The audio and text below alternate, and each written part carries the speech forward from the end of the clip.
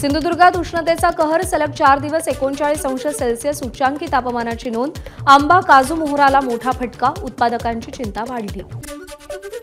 नाशिकच्या तापमानात वाढ, उन्हाची तीव्रता वाढल्याने नागरिकांच्या आरोग्यावर परिणाम। विदर्भात उन्हाच्या झळा वाढल्या, बहुतांश जिल्ह्यांमध्ये पारा 35 अंशांच्या वर। वाशिमचं कमाल तापमान 37 अंशांवर तर चंद्रपूरमध्ये तापमानाचा पारा 36 अंशांवर। ससून रुग्णालयातील वर्ग 4 मधील कर्मचाऱ्यांची भरती प्रक्रिया 8 दिवसात होणार। वैद्यकीय शिक्षण राज्यमंत्री माधुरी मिसाळ यांची विधानसभेमध्ये माहिती। अनेक वेळा यापूर्वी देखील पाठपुरावा करण्यात आला होता। समाज कल्याण विभागाच्या परीक्षेला 2 ते 5 मिनिटे उशीर झाल्याने 5 उमेदवारांना प्रवेश नाकारला।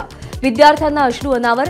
जळगावातील गोदावरी अभियांत्रिकी महाविद्यालयाच्या परीक्षा केंद्रावरचा प्रकार। 12वीच्या परीक्षा केंद्रावर होमगार्ड दारू पिऊन ड्युटीवर आल्याचा आरोप। अकोल्याच्या पातुरातील सावित्रीबाई फुले महाविद्यालयातला धक्कादायक प्रकार।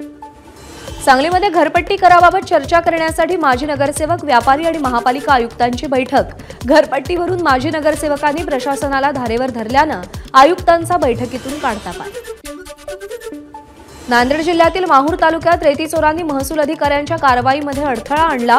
हडसडी शिवारामध्ये रेती चोरांवर कारवाई करण्यास गेलेल्या महसूल खात्याच्या पथकांची रेती चोरांनी वाट अडवली। Video viral.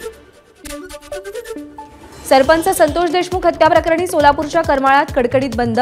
आमदार धनंजय मुंडेंना हत्या प्रकरणात सहआरोपी करण्याची सकल मराठा समाजाची मागणी। लातूरच्या आनंदपाळमध्ये सरपंच संतोष देशमुख हत्या प्रकरणाच्या निषेधार्थ कडकडीत बंद। आरोपींना फाशीची शिक्षा झाली पाहिजे, गावकऱ्यांची मागणी। पुणे पोलिसांची 17 बुलेट चालकांवर कारवाई। कर्णकर्कश सायलेन्सर पोलिसांकडून जप्त। चालकांकडून 30,000 रुपयांचा दंड वसूल।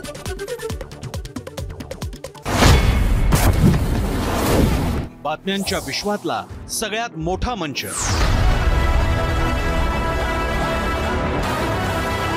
अचूक, थेट आणि निष्पक्ष बातम्यांच्या त्याच जगात पुन्हा येतोय आणि घेऊन येतोय चर्चा जनहिताची। नमस्कार, मी प्रसन्न जोशी। आता भेटूया 0 आवर मध्ये सोमवार ते शुक्रवार रात्री 7:56 फक्त एबीपी माझावर। एबीपी माझा, उघडा डोळे बघा नीट।